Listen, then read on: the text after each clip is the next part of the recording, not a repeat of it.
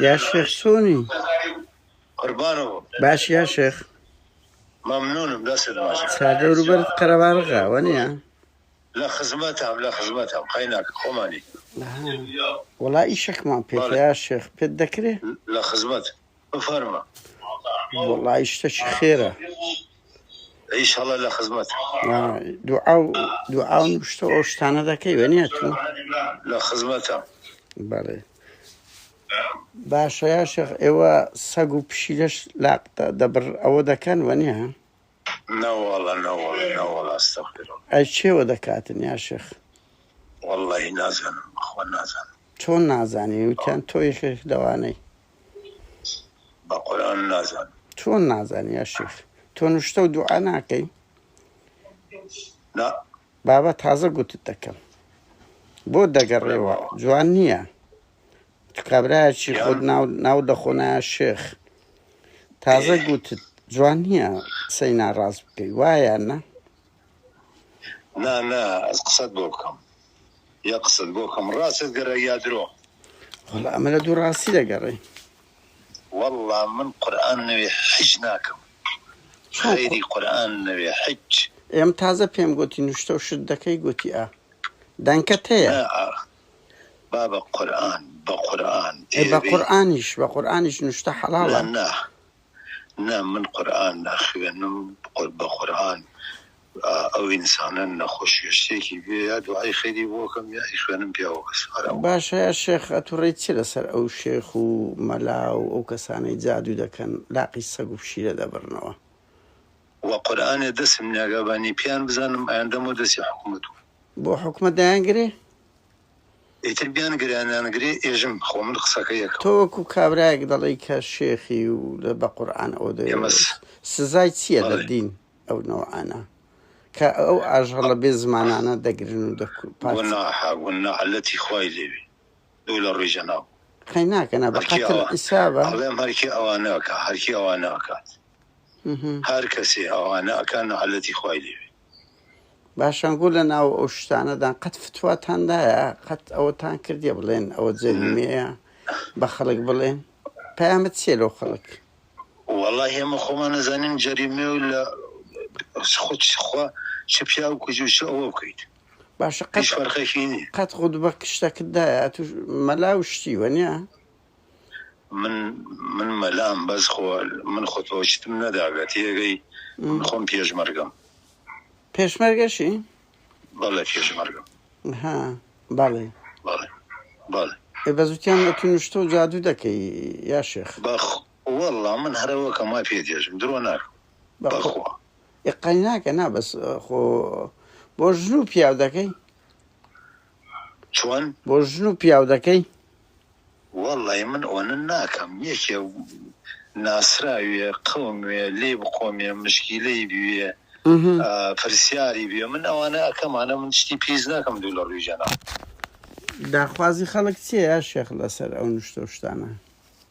والله زورت الخلق بيتاقت بيتاقت نشتي تصدق يعني بيتاقت يجد دارون مرحدنية دارون مقوجنية طلب مقوجنية أو زورت الخلق وساني بخو زورت فراتر بخوي واهيس دساري دخانيه جما مثلا مرتعن يم ظلم كوجنيه بيتاقت معه إذا بقرآن يعني هي مني ذاك أي من يجدوك دوي يجم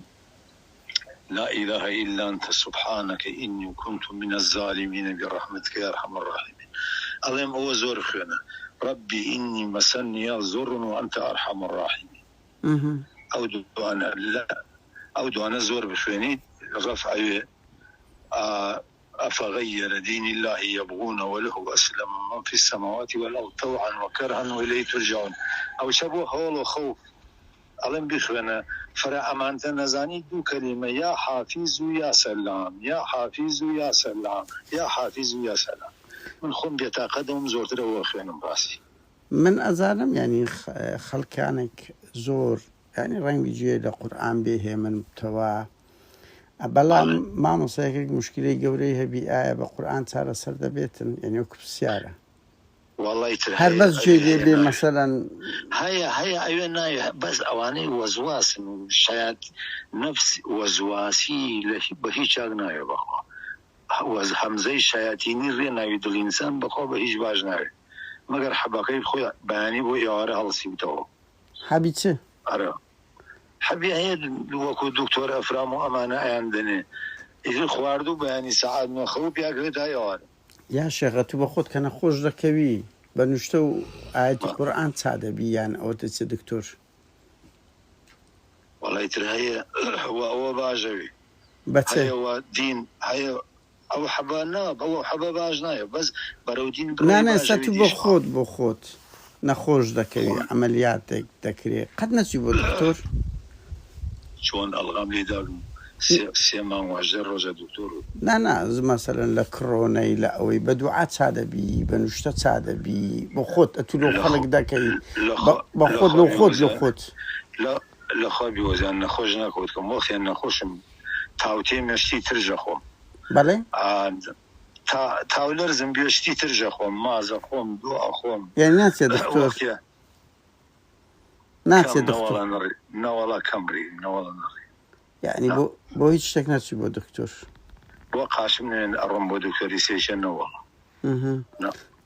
نەوەڵ باشە دیڕات چێ لەسەر ئەو مەلا و شێخانەی کەن و نوشتە دەکەن و یعنی تەشقەڵە بە ژن دەکەن و پارەی زۆر وەردەگرن و بێئەخلاقی نییە یا شێخ؟ بەڵەوەڵە هەندێکان تەشقەڵە بە ژن دەکەن و بۆ فرتفێر و وەنیا؟ ڕاستەکەی تۆ چ خەبەرت هەیە لە سەریان یا شێخ؟ تۆ لە ناو خەڵکیە تو ئێوە ئەوانە سومعەی دیندارەکان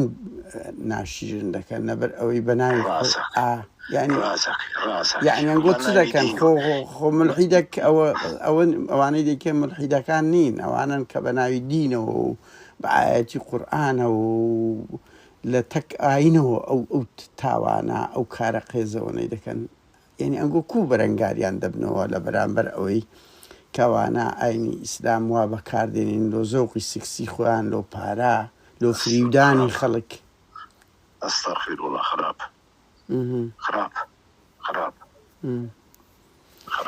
باشە یا شێخ سوپاس دەکەم زۆر سوپاس لە خزمەتە چاوی منی سەر لە خزمەتە